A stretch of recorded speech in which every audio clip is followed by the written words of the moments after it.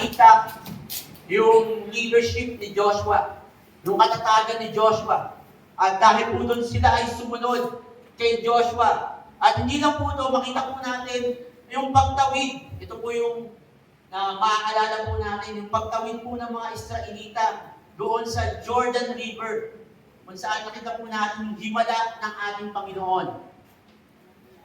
Ilan lang po ito sa mga ginawa ng ating Panginoon sa buhay ni Joshua at ng mga Israelita. At hindi po ito natapos.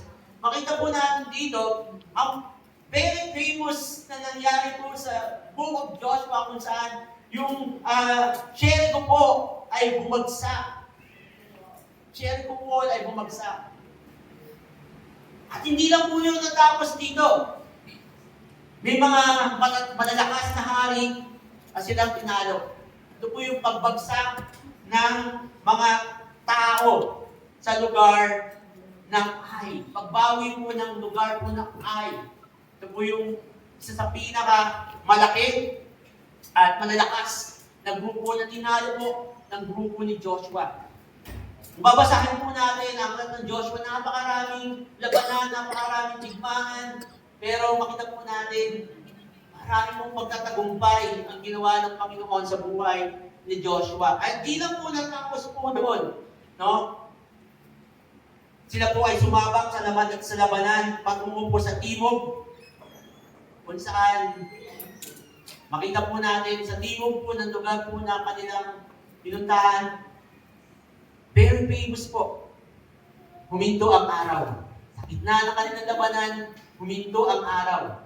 At pag ilang po natapos, papunta po sila sa Hilaga,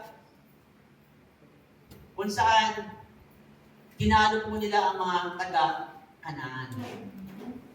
Makita po natin dito sa buhay ni Joshua, napakadami po ng ginawa po ng ating Panginoon. But there's something in chapter 24, transition ng chapter 23, kung saan binless ni Joshua ang kanyang kababayan, ang kanyang mga mamamayan. Binigyan niya sila ng mga lupa, ng mga ari-arian, ng mga hayop, para sila ay mabuhay.